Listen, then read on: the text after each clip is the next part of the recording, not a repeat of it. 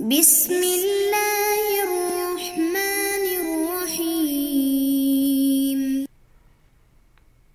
اعوذ باللہ من الشیطان الرجیم، بسم اللہ الرحمن الرحیم وبہ نستعین۔ السلام علیکم ایھا الطلاب الکرام۔ طلاب عزیز، حالت شک میں جاری ہونے والی اصول عملیہ میں سے جو چوتھی اصل ہے یہاں پر الاصل الرابع، وہ استصحاب ہے۔ جس طرح ہم پہلے براءت کے بارے میں پڑھ کر آئے، اصالۃ الاحتیاط کے بارے میں، اصالۃ التخیر کے بارے میں، یہ وہ اصول عملیہ تھے جو شک کی حالت میں جاری ہوتے ہیں، تو ان میں سے چوتھی اصل استصحاب ہے۔ صاحب کتاب پہلے استصحاب کی تعریف کی طرف اور وہ کہاں جاری ہوتی ہے اس کی طرف اشارہ کرتے ہوئے فرماتے ہیں، من موارد الشک ما تلاحظ فیہ الحالۃ السابقۃ۔ شک کے موارد میں سے وہ مورد جس میں اس مورد کی جو پہلی حالت ہوتی ہے اس کو مد نظر رکھا جائے کہ الذی هو مجری الاستصحاب، کہ وہاں پر جو ہے وہ استصحاب جاری ہوتا ہے۔ بس یہاں سے استصحاب کہاں جاری ہوتا ہے یہ پتہ چل گیا کہ استصحاب وہاں جاری ہوتا ہے جہاں اس چیز کی ایک حالت سابقہ جو پہلی حالت ہو وہ مد نظر ہوتی ہے۔ اب آتے ہیں استصحاب کی معنی کی طرف۔ وَهُوَ فِي اللغة أخذ الشيء مصاحبا أو طلب صحبته یا طلب صحبته۔ فرماتے ہیں کہ ایک چیز کو اپنے ساتھ لینا، اس کو استصحاب کہتے ہیں۔ جس طرح مثلا صحابی جو کہا جاتا ہے، صحابہ وہ یعنی پیغمبر کے ہمراہ ہوتے تھے، تو لہذا ایک چیز کا ہمراہ لینا یہ مصاحب کہتے ہیں اس کو، یا اس کی ہمراہی کو طلب کرنا اور چاہنا، یہ بھی جو ہے وہ استصحاب کی معنی میں سے ہے۔ تو یہ تو ایک لغوی معنی ہو گئی، لیکن علم اصول میں استصحاب جب کہا جاتا ہے تو اس سے کیا معنی مراد لی جاتی ہے، تو اس کے بارے میں فرماتے ہیں وفی اصطلاح الاصولیین، علماء اصول کے اصطلاح میں جو ہے استصحاب کا معنی یہ ہے کہ ہوا اعتبار متیقن الوجود، ایک چیز جو کہ یقینی ہے، یعنی اس کا موجود ہونا یقینی ہے، یا ما بحکم المتیقن،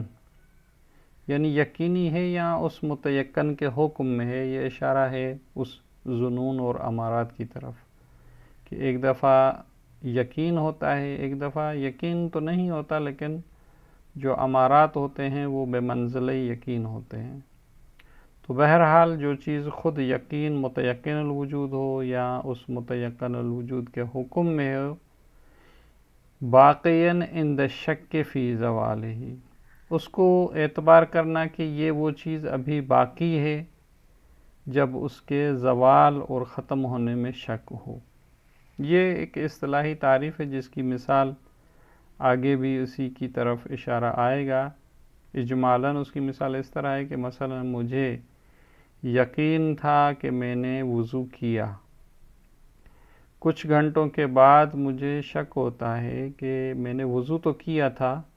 اب آیا کوئی ایسا کام مجھ سے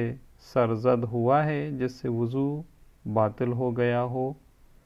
تو یہ شک جو ہے اس زوال وضو میں، زوال طہارت میں ہے۔ تو پہلی جو حالت ہے وہ طہارت ہے،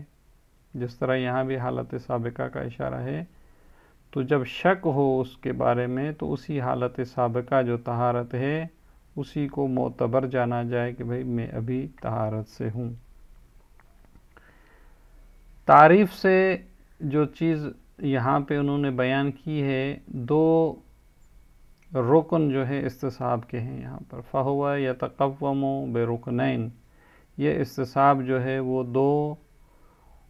رکنوں کے ساتھ متقوم ہوتا ہے۔ اب اسی تعریف میں جس طرح اشارہ کیا گیا، اب تعریفیں دوسری بھی ہیں، لیکن سب تعریفوں میں مہم جو چیز ہے وہ یہ دو رکن ہیں، الاول وجود متیقن سابق۔ استصحاب وہاں ہوتا ہے جہاں پہلے ایک متیقن سابق ہو، یعنی ایک ایسی چیز ہو جس کے بارے میں آپ کو یقین ہے، مثلا مجھے یقین ہے میں نے وضو کیا تھا، مجھے یقین ہے مثلا زید عالم ہے، مجھے یقین ہے زید عادل ہے، یا اس طرح جو بھی موارد ہیں۔ والثانی، اور اس کا دوسرا رکن جو ہے الشک فی زوال ہی، اس متیقن کے زائل ہونے میں، ختم ہونے میں ہمیں شک ہو، مثلا میں نے وضو کیا تھا، یقین ہے، اب شک ہو رہا ہے کہ ختم تو نہیں ہو گیا،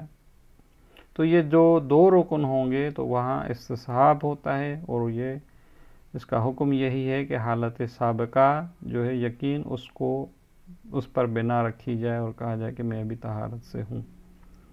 جس طرح کہتے ہیں مثل ما لو تیقن المکلف ہو، مثلا مکلف کو یقین ہے کہ بأنہ کان متطہرا من الحدث، وہ حدث سے جو ہے وہ مطہر ہو گیا، یعنی اس نے وضو کر لیا، مثلا جو حدث تھا اس سے وہ طہارت اس نے حاصل کر لی ہے۔ چونکہ یہ حدث خبث کے مقابلے میں ہے، خبث ایک نجاست ظاہری جس طرح خون، پیشاب، اس طرح ہے، تو اس کے مقابلے میں ایک حدث ہوتا ہے، اور جس سے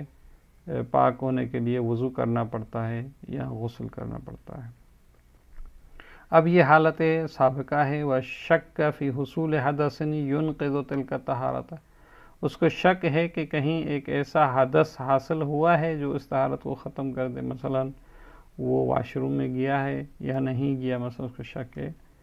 تو یہاں ایک حالت سابقہ ہے، متیقن سابق، اور شک بھی ہے، تو اس کا حکم یہ ہے کہ فیبنا علی بقائہا، یہ کہے گا، بنا رکھے گا کہ یہ طہارت میری باقی ہے، وہو الاستصحاب، اور یہی کیا ہے استصحاب، کہ اس میں دو رکن ہیں۔ اب اس کے علاوہ دوسرے قواعد بھی ہیں جو اس استصحاب سے مختلف ہیں، لیکن ان میں بھی ایک یقین پایا جاتا ہے، ایک شک پایا جاتا ہے، لیکن ان کو استصحاب نہیں کہا جاتا، اور وہ مختلف ہیں، ان میں تفاوت کو صاحب کتاب جو ہے وہ بیان فرماتے ہیں۔ وَهُوَ يَخْتَلِفُ عَنْ قَاعِدَةِ الْمُقْتَضِي وَالْمَانِعِ، کہتے ہیں استصحاب ایک دوسرے قاعدے سے جس کا نام ہے المقتضی، قاعدۃ المقتضی والمانع، اس سے مختلف ہے۔ اب یہ مقتضی معنی کس کو کہتے ہیں آگے تعریف میں آئے گا۔ وَقَاعِدَةِ الْيَقِينِ الْمُعَبَّرِ عَنْهَا بِالشَّكِّ السَّارِ، اور اسی طریقے سے استصحاب جو ہے مختلف ہے قاعد یقین، جس کو تعبیر کیا جاتا ہے شک ساری کے ساتھ، اس کی بھی ڈیٹیل ابھی آئے گی۔ اللتین لم یثبت اعتبارہما بترتیب الاثر علی یقین السابق، کہتے ہیں یہ دونوں قاعد مقتضی و مانع اور قاعد یقین جو ہے، یہ دونوں جو ہے ان کا معتبر ہونا ثابت نہیں ہے، کہ مثلا کہا جائے کہ یقین سابق کا جو ہے وہ اثر مترتب ہو اور یقین سابق پر بنا رکھی جائے جس طرح استصحاب میں ہے، ان میں نہیں ہے، اور ان کی اب ڈیٹیل جو ہے کیا ہے قاعد مقتضی معنی اور قاعد یقین، تو اس کی طرف صاحب کتاب جو ہے وہ اشارہ فرماتے ہیں کہ قاعد مقتضی و معنی میں ایک یقین بھی ہوتا ہے، ایک شک بھی ہوتا ہے، لیکن ان میں اور استصحاب میں فرق ہے۔ فَمِلَاكُ أُولَاهُمَا، یعنی ان دونوں میں سے جو پہلا ہے یعنی قاعد مقتضی و معنی، اس کا ملاک کیا ہے؟ قاعد مقتضی معنی کس کو کہتے ہیں؟ کہتے ہیں اختلاف و متعلق یقین و شک فیہا۔ فرماتے ہیں کہ قاعد مقتضی و معنی میں متعلق یقین اور متعلق شک الگ الگ ہوتے ہیں، یعنی استصحاب میں ایک ہی چیز تھی جو یقین بھی اسی کے ساتھ تھا، شک بھی اسی میں تھا، جس طرح وضو کی مثال دی تھی، لیکن قاعد مقتضی و معنی میں یقین الگ چیز کے بارے میں ہوتا ہے، شک ایک دوسری چیز کے بارے میں۔ لأن یقین فیہا، یعنی اس قاعدے میں جو یقین ہے، انما ہوا بوجود المقتضی، ایک مقتضی یعنی جو چیز ایک اقتضاء کرے یا ایک علت کی طرح ہوتی ہے، تو اس کے وجود میں جو ہے وہ ہمیں یقین ہے، مثلا کا وجود نار فی خشب، ہمیں یقین ہے کہ لکڑی کو جو ہے وہ آگ لگی، یعنی آگ کے موجود ہونے میں ہمیں یقین ہے، کوئی شک نہیں۔ اب شک کہاں ہے؟ وَالشَّكُّ أَنَّ مَا فِي وُجُودِ مَانِعٍ مِّنْ الْتِحَابِ الْخَشَبِ، شک جو ہے وہ اس میں ہے کہ کہیں کوئی ایسا مانع تو نہیں کہ اس لکڑی کو آگ لگنے سے جو ہے وہ روک لے، وَهُوَ رُطُوبَتُهُ، مثلاً جو ہے وہ لکڑی گیلی ہو، تو لہذا یہاں پر یقین جو ہے وہ یہ ہے کہ آگ موجود تھی، لیکن شک اس آگ کے موجود ہونے میں نہیں۔ ابھی شک جو ہے وہ یہ ہے کہ کہیں کوئی مانع، کوئی رکاوٹ تو نہیں تھی، مثلا کہیں لکڑی گیلی تو نہیں، آگ نہیں لگے گی۔ تو اگر اس طرح کا ہو کہ متعلق یقین اور شک الگ الگ ہوں تو اس کو قاعدہ مقتضی و مانع کہتے ہیں۔ دوسرا جو قاعدہ تھا جس سے استصحاب میں فرق تھا وہ قاعدہ یقین ہے، کہتے ہیں اس کی طرف اشارہ کرتے ہیں۔ وہ ملاک الثانیت، ایک ملاک ثانیہ سے مراد وہی قاعدہ یقین ہے جس کو شک ساری کہتے ہیں۔ وہاں اس میں کیا ہوتا ہے؟ ہوا اتحاد و متعلق یقین و شک ذاتاً و زماناً، اس میں جو متعلق یقین ہوتا ہے وہ ایک ہی ہوتی ہے، ایک ہی ہوتا ہے، یعنی جس طرح استصحاب میں بھی تھا یقین اور شک کا متعلق ایک ہے، لیکن یہاں پر جو متعلق یقین اور شک ہے ذاتاً اور زماناً ایک ہی ہے، یعنی جس زمانے میں آپ کو یقین ہوا تھا پھر اسی زمانے میں آپ کو شک ہو رہا ہو، جس کی توضیح ابھی آئے گی۔ ولیکن مع اختلاف زمان صدور الیقین مع زمان صدور شک، البتہ جب آپ کو یقین ہوا تھا یعنی یقین صادر ہوا تھا اس کا زمانہ اور جب شک ہو رہا ہے اس کا زمانہ مختلف ہے، لیکن شک پھر بھی اسی زمانے کی طرف ہی جو ہے وہ متعلق یقین اور شک ایک ہی چیز ہے۔ اس کی مثال جو ہے وہ خود صاحب کتاب بیان فرماتے ہیں، مثلا مثل ما لو تیقن بعدالت شخص یوم الجمعہ، ایک شخص کو یقین ہے کہ فلاں شخص مثلا زید جو ہے وہ جمعے کے دن عادل تھا، اس کو جمعے کے دن عدالت کا یقین۔ ثم یوم السبت، جب ہفتے کا دن آیا، انقلب یقینہ شکا بعدالتہ یوم الجمعہ، تو اس کو جو ہے وہ شک ہو جاتا ہے کہ یہ جو میں نے جمعے کے دن یقین کیا تھا کہ مثلا زید عادل ہے جمعے والے دن، تو اس کا یقین شک میں تبدیل ہو جاتا ہے کہ یا یہ جمعے کے دن واقعاً عادل تھا یا میں غلطی کر رہا ہوں، مجھے ممکن ہے اشتباہ ہوا ہو، غلطی کر دی ہو میں نے، تو ممکن ہے جمعے والے دن وہ عادل نہ ہو۔ تو یہاں پر اس کو یقین جو تھا عدالت کا وہ بھی جمعے کا دن ہے، پھر جو شک کر رہا ہے وہ بھی جمعے والے دن ہی کی طرف جا رہا ہے کہ جمعے والے دن وہ عادل تھا یا نہیں۔ تو لہذا متعلق یقین اور شک ایک ہی چیز ہے، وہ جمعے والا دن ہی ہے۔ پھر کہتے ہیں اس کو شک ساری کیوں کہتے ہیں؟ وَإِنَّمَا يُعَبَّرُ عَنْ هَذِهِ الْقَاعِدَةِ بِالشَّكِّ السَّارِي، کہتے ہیں اس کو تعبیر کیا جاتا ہے شک ساری سے، اس لیے کہ یہ جو ہفتے والا دن کا شک ہے وہ جا رہا ہے جمعے کی طرف۔ ساری کہتے ہیں سریان، جس طرح پانی بہتا ہے سریان کہتے ہیں اس کو، تو یہ بھی گویا کہ شک جو ہے وہ بہہ کر اس جمعے کی طرف جا رہا ہے۔ لأن الشک سرا من یوم السبت، کہتے ہیں یہ شک جو ہے وہ سرایت کرتا ہے ہفتے والے دن سے، مثلا الی الیقین، اس یقین کی طرف کہ جو بعدالت ذالک الشخص فی یوم الجمعہ، جو اس کو یقین تھا کہ مثلا یہ زید جو ہے وہ جمعے کے دن عادل ہے، تو شک بھی اسی کی طرف جا رہا ہے کہ یہ جمعے والے دن واقعاً عادل تھا یا نہیں۔ فَهُوَ الْآن، یعنی یہ ابھی جو ہفتے والے دن ہے، شاکن بعدالتہ یوم الجمعہ، یعنی یوم جمعہ میں جو عدالت زید کے بارے میں اس کو یقین ہوا تھا اسی کے بارے میں ابھی دوبارہ اس کو شک ہوا ہے۔ تو یہاں پر جو ہے استصحاب سے الگ ہو رہا ہے، جس طرح آگے بھی اشارہ آئے گا کہ یہاں پر جو ہے جس دن اس کو یقین تھا اسی دن کے بارے میں اس کو شک ہے، لیکن استصحاب میں اس طرح نہیں ہے۔ ملا کے استصحاب میں اس کی طرف اشارہ فرماتے ہوئے ملاک و قاعدۃ الاستصحاب، قاعدہ استصحاب کا ملاک جو ہے وہ یہ ہے کہ درست ہے کہ جس چیز کے بارے میں آپ کو یقین ہے اسی چیز کے بارے میں آپ کے شک ہے، لیکن شک جو ہے وہ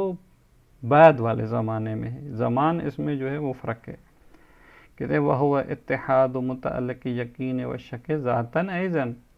کہتے قاعدہ استصحاب میں بھی متعلق یقین اور شک ذاتاً ایک ہی چیز ہے، لیکن فرق جو اس کا اس پہلے والے قاعدے سے ہے وہ یہ ہے کہ لیکن ما اختلاف زمان المتعلق، زمان جو ہے وہ کیا ہے اس میں مختلف ہے. مثلا جس طرح پہلے مثال دی تھی، میں نے پہلے وضو کیا تھا، اس میں مجھے یقین ہے، کوئی شک نہیں ہے، لیکن مثلا کچھ گھنٹوں کے بعد مجھے شک ہو رہا ہے کہ اب کوئی چیز ایسی مجھ سے سرزد ہوئی ہے جو مثلا اس وضو کو باطل کر دے، تو لہذا زمان جو ہے وہ مختلف ہے یہاں. اب کہتے ہیں کوئی فرق نہیں ہے، سواء اختلف زمان حدوث نفس الیقین و شک او اتفق. کہتے فرق نہیں ہے کہ یہ جو یقین اور شک جو حادث ہوا ہے اس کا زمانہ ایک ہی ہو یا متفق ہو، یعنی مختلف ہو یا متفق ہو، اس سے کوئی فرق نہیں پڑتا. جس کی مثال یہاں دیتے ہیں کما اذا تیقن بعدالت شخص فی یوم الجمعہ. اب اس کو یقین تھا، وہی مثال جو ہے ہم لیتے ہیں کہ جمعے والے دن جو ہے مثلا زید عادل ہے. اب ایک دفعہ یہ ہے کہ وہ شک بعدالت ہی یوم السبت، مثلا ہفتے والے دن اس کو شک ہوتا ہے کہ آج ہفتے والے دن یہ عادل ہے یا نہیں ہے، یہ نہیں شک ہے کہ جمعے والے دن. یہ اسی لیے اس کو فرق کرتے ہیں استصحاب کو، کہ استصحاب میں پھر اس کو ہفتے والے دن یہ شک ہو رہا ہے کہ آج یعنی ہفتے والے دن عادل ہے یا نہیں. کہ بحیث اجتمع فی یوم السبت الیقین بعدالتہ یوم الجمعہ والشک فیہا یوم السبت. کہتے ہیں اب یہاں پر یہ ہے کہ ہفتے والے دن تک تو اس کو یقین تھا، مثلا جب ہفتے والا دن آیا تو اس کو یقین تھا کہ بھئی زید جو ہے وہ جمعے والے دن عادل تھا، لیکن شک جو اس کو ہو رہا ہے وہ شکوفیہ یوم السبت ہفتے والے دن ہو رہا ہے کہ آج جو ہے مثلا ہفتے والے دن یشکو فی صدور شیء منہ یوم السبت، یعنی اس کو شک ہو رہا ہے کہ آج جو ہفتے والا دن ہے کہیں اس نے ایسا کام کر دیا ہے ینافی العدالت جو اس کی عدالت کے منافی ہو. تو لہٰذا یہاں پر قاعدہ جو پہلے والا قاعدہ تھا جس کو شک ساری کہتے تھے اس سے یہاں فرق ہو رہا ہے. اس میں یہ تھا کہ مثلا جو ہفتے والے دن اس کو شک ہو رہا تھا وہ یہ ہو رہا تھا کہ آیا جمعے والے دن وہ عادل تھا یا نہیں، لیکن استصحاب میں جو ہے وہ ہفتے والے دن اس کو یہ شک ہو رہا ہے کہ بھئی جمعے والے دن تو مجھے یقین ہے کہ عادل تھا، لیکن آج جو ہفتے والا دن ہے کہیں اس نے آج ایسا کام تو نہیں کیا جس سے اس کی عدالت ختم ہو گئی ہو. تو لہٰذا یہاں پر جو ہے وہ زمان کے اعتبار سے فرق ہے کہ ما احراز انہو یوم الجمعہ کان عادلا، یعنی اس کو یقین ہے کہ جمعے والے دن تو عادل تھا، مجھے اس میں کوئی شک نہیں ہے، لیکن آج جو ہفتے والا دن ہے آج آیا اس نے کوئی ایسا کام کر دیا ہے کہ جو عدالت کے منافی ہو. تو یہاں کہتے ہیں استصحاب جاری کریں گے کہ بھئی جمعے والے دن تو عادل تھا، اب ہفتے والے دن بھی اس کی جو حالت سابقہ یعنی عدالت ہے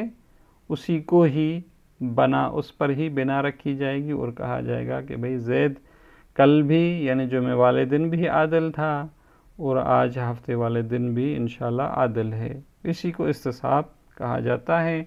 تو یہاں تک استصحاب کی تعریف اور اس قاعدہ استصحاب کا جو ہے وہ قاعدہ یقین اور جو دوسرا ایک قاعدہ تھا اس سے جو ہے وہ فرق جو ہے وہ یہ ظاہر ہو گیا، جس کی طرف اشارہ جو ہے ہم نے پہلے کیا تھا، یعنی قاعدہ مقتضی و مانع اور قاعدہ یقین جس کو شک ساری کہتے ہیں، ان سے جو ہے ان کا جو ہے تفاوت صاحب کتاب نے بیان فرمایا. اب اس کے بعد استصحاب کی کتنی اقسام ہیں ان کے بارے میں گفتگو ہوگی، انشاءاللہ اس کو اگلے سبق میں پڑھیں گے. والسلام علیکم ورحمۃ اللہ وبرکاتہ.